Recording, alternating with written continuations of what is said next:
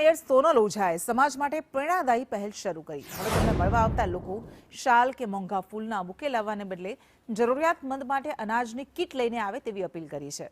પ્રદેશ અધ્યક્ષ જગદીશ વિશ્વકર્માની પહેલથી પ્રેરાઈ મેયર સોનલ ઓઝાએ આ અનોખો નિર્ણય લીધો છે।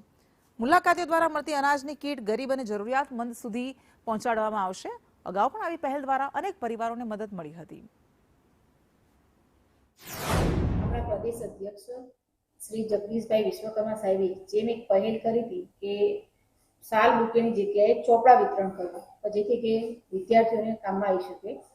એવી જ રીતે મેં એનાથી ઇન્સ્પાયર થઈને અમે પણ પહેલ શરૂ કરી છે। જ્યારે અમારા ગઢોસણ ગામમાં અમારું સન્માન સમારોહ થયો ત્યારે અમે ત્યાં એવી પહેલ કરી કે જે બુકે શાલ તમે લઈને આવો છો એની જગ્યાએ ₹1 માંડીને 100-200 સુધીની જેટલી શક્તિ હોય એટલું તમે અમને અનાજ ની કીટનું વિતરણ કરો, તો જેથી એક કીટ બનાવીને અમે જરૂરિયાતમંદ જે પરિવાર છે એના સુધી પહોંચાડી શકીએ।